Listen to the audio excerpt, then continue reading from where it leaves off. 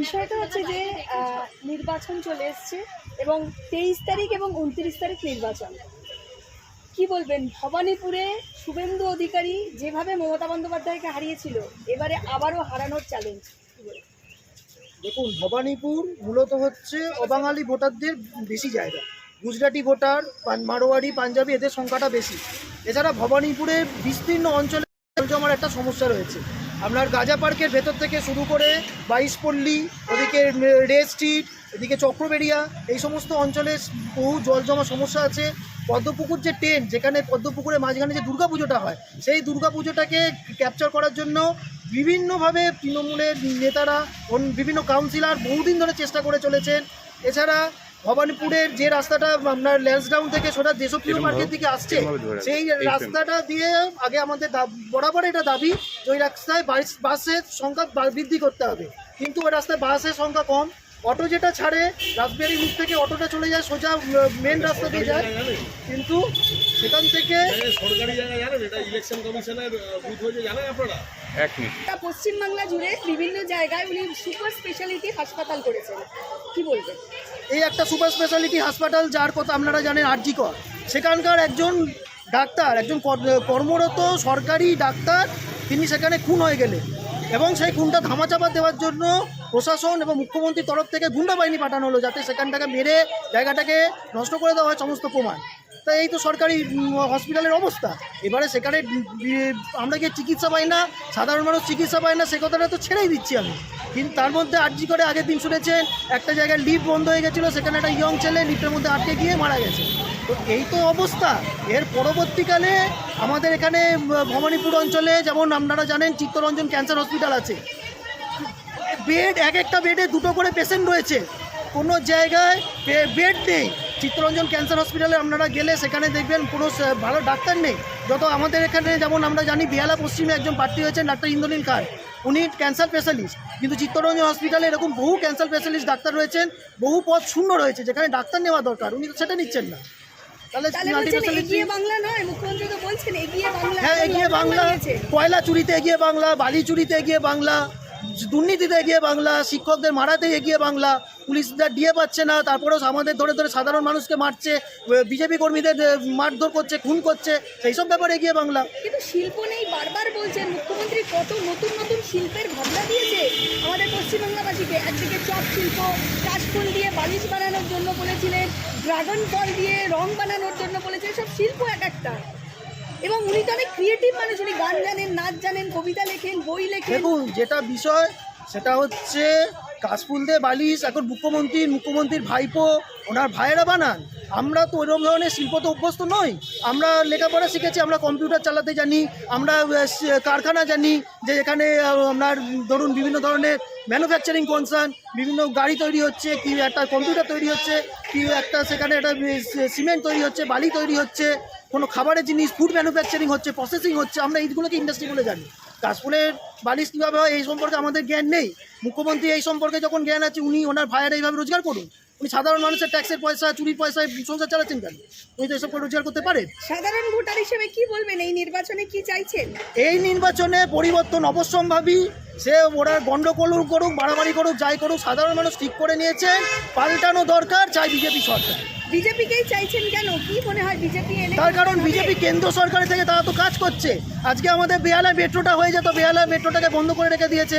আজকে ভবানীপুরে ওখান দিয়ে যে মেট্রো লাইনটা সম্প্রসারণ হয়ে গড়িয়া অবধি কাজ চলে গেছে, ওটা হয়ে গিয়ে একদম এয়ারপোর্ট হয়ে নিউ টাউন অবধি কাজ হয়ে যেত, সেটা বন্ধ করে দিয়েছেন। চিংড়িঘাটায় 300 মিটার জায়গা যেটা স্যাংশন হয়ে পড়ে রয়েছে, কেন্দ্রীয় সরকার টাকা পাঠাচ্ছে, সেই কাজটা না করে উনি ফেলে রেখে দিয়েছেন। তাহলে মেট্রো চালু হচ্ছে না। গঙ্গার তলা দিয়ে মেট্রো চালু হয়ে গেছে সেক্টর 5 পর্যন্ত। আমরা যারা আমাদের এখান থেকে ভবানীপুর থেকে আপনি এতে গিয়ে নেতাজি ভবন থেকে মেট্রো ধরবেন, ধর্মতলায় নামবেন, ওখান থেকে মেট্রো ধরে একেবারে সেক্টর 5। এইটা করতে পারলে আমার সেক্টর 5 যেতে 2.5 ঘন্টা সময় লাগবে না, অফিস যেতে 2.5 ঘন্টা সময় লাগে। এই করে করে তো আমাদের চাকরি চলে যাবার জন্য। মানে এই উন্নয়নগুলো হবেন বলছেন? অবশ্যই। আচ্ছা, একটা বিষয় যে মুখ্যমন্ত্রীকে আপনারা কি বার্তা দেবেন নাগরিক হিসাবে? মানে মুখ্যমন্ত্রী কি থাকবেন না চলে যাবেন? কারণ তিনি তো জানেন, তিনি তো সংখ্যালঘুদের খুব ভালোবাসেন। সংখ্যাগুরুটা ব্যাপারটা নয়, ব্যাপারটা হচ্ছে পশ্চিমবঙ্গে আমরা চিরকালই শান্তিতে বসবাস করেছি। এখন উনি যদি ইচ্ছা করে দাঙ্গা সৃষ্টি করতে চান, মুর্শিদাবাদে মোথাবাড়িতে, আমাদের মহেশতলায় আমরা দেখেছি, বেলডাঙ্গায়, এই সমস্ত জায়গায় উনি যে গণ্ডগোলটা সৃষ্টি করতে চাইছেন, উনি কি একবার এটা ভেবে দেখেছেন যে আগামী দিনে পরিবর্তন হলে তখন যখন ভারতীয় জনতা পার্টি সরকার তৈরি হবে তখন উত্তরপ্রদেশের যোগী আদিত্যনাথের মতো যে সমস্ত মুসলিমরা বাড়াবাড়ি করছে তাদেরকে বুলডোজার দিয়ে তাদের বাড়িঘর ভেঙে দেওয়া হবে? উনি মিথ্যা তাদেরকে আশ্বাস দিচ্ছেন। এই যে উনি বলেছিলেন ওয়াকফ আইন চালু করতে দেবো না, ওয়াকফ আইন তো চালু হয়েছে। কেন্দ্রীয় সরকার বলেছেন যে আপনার যেটা যে মুসলিমরা যে সমস্ত হিন্দুদের জমি গায়ের জোরে দখল করে রেখেছে ওয়াকফ সম্পত্তির নামে, সেইগুলোকে মুক্ত করতে হবে। তো ওয়াকফ আইন তো দিদি বলেছিলেন চালু করতে দেবো না, সে তো চালু হয়েছে। এটার জন্য মুসলিমদের মধ্যে অনেক ক্ষোভও দেখা দিয়েছে। বহু মুসলিম তারাও এখন পরিবর্তন চাইছে। তার কারণ একটা সহজ কথা আপনাকে বুঝতে হবে, আজকে মুসলিম তামান্না সে কিন্তু তৃণমূলের গুন্ডাদের হাতে খুন হয়েছে। আজকে হিন্দু অভয়া সে খুন হয়েছে। তবে হিন্দু মুসলিম সবাই তৃণমূলের হাতে খুন হয়েছে। মারছে তৃণমূল, মরছে তৃণমূল। সেই কারণে পরিবর্তনটা অবশ্যম্ভাবী দরকার। তাহলে মুখ্যমন্ত্রীকে কি বলবেন? আমরা ওনাকে বলতে চাই, আপনি দায়িত্ববান হন, একজন ভালো নাগরিক হন, একজন ভদ্র মহিলা হন।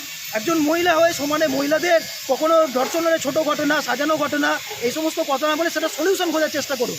তাতে যদি আপনার 10টা ভোটার জেলে যায় যাবে, মানুষ কিন্তু বাংলার মানুষ তো বলছেন আপনি বাংলাদেশে চলে যান, মুখ্যমন্ত্রীকে বলছে বাংলাদেশে চলে যান। বাংলাদেশের অবস্থা কি ভালো?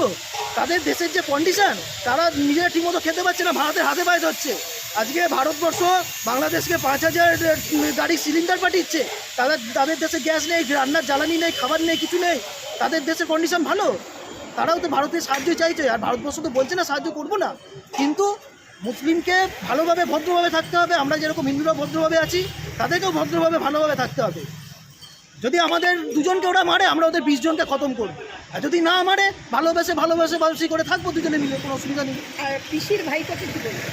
পিসির ভাইপো এক কথায় ফেরে পায়, তার তো নিজের কোনো যোগ্যতা নেই। একটা MBA ডিগ্রি ঝুলিয়ে রেখেছে, আমরা MBA পড়েছি, 6 মাসে MBA পাস করা যায় না। অবান্তর কথাবার্তা বলে তো লাভ নেই। আর পিসির পয়সায় ফুটানি মারছে, কখনো দুবাই যাচ্ছে, কখনো থাইল্যান্ডে যাচ্ছে। কি বলবো, একটা মানে একেবারে থার্ড ক্লাস একটা সিটিজেন। কারণ প্রথম কথা, তিনি ভারতবর্ষের প্রতি তার কোনো ভালোবাসা নেই। দ্বিতীয় কথা, পিসির টাকায় ফুটানি মারছে, তার নিজের কোনো যোগ্যতা নেই। নিজের যোগ্যতায় যদি উনি দাঁড়িয়ে মন্ত্রী হন, MP হন, তাহলে বুঝবো যে হ্যাঁ, এটা তো অনেক নিজের যোগ্যতা হয়েছেন। তো তিনি তো MP হয়েছেন, নিজের যোগ্যতায় কোথায় হয়েছে? তো পিসির যোগ্যতায় 8 লাখ ভোটে ডায়মন্ড থেকে জিতেছে, 8 লাখ ওখানে ভোটারই নেই। এই কারণে তো SIR প্রক্রিয়াটা শুরু হয়েছে, যে আমাদের এখানে কত বাইরে থেকে লোক এসে ঢুকে গেছে, যারা ইন্ডিয়ান সিটিজেন নয় তারা ভোট দিতে পারেন, এটা সংবিধানে লেখা আছে। তাহলে উনি একজন MP, উনি সংবিধানের শপথ নিয়েছেন যে উনি সংবিধান ভাঙছে। পিসি ভাইপো তো এইটা করছে, চারিদিকে ছবি দিয়েই তো নিজেকে প্রমাণ করা যায় না, তার জন্য কাজ করতে হবে। যে কাজটা আজকে দেখুন, আপনারা বিরোধী দলনেতা শুভেন্দু অধিকারী কাকদ্বীপ থেকে কোথায় দার্জিলিং, কোথায় কুচবিহার, কোথায় পুরুলিয়া, কোথায় এতে সব জায়গায় ঘুরে বেড়াচ্ছেন, দিন রাত ঘুরে বেড়াচ্ছেন। আজকে বিজেপির কেন্দ্রীয় নেতা নরেন্দ্র মোদী, অমিত শাহ, তারা পশ্চিমবঙ্গে আসছেন, কারণ তারা চাইছেন পশ্চিমবঙ্গের মানুষকে বাঁচাতে। তাদের কোনো দায় পড়েনি। কেন্দ্রের সরকার উত্তরপ্রদেশ, বিহার, অন্যান্য রাজ্যে যেভাবে ভোটে জিতেছে, তাদের পশ্চিমবঙ্গে না জিতলেও চলে। মানুষকে ভালোবাসেন বলে তারা আসছে। যেখানে পরিবর্তনটা এই কারণে দরকার, মানুষ কষ্টের মধ্যে আছে, কাঁদছে মানুষ, কাঁদছে মাটি, কাঁদছে মা সকলে। 200 বছরে বুটের শাসন, হার মেনেছে চপ্পল।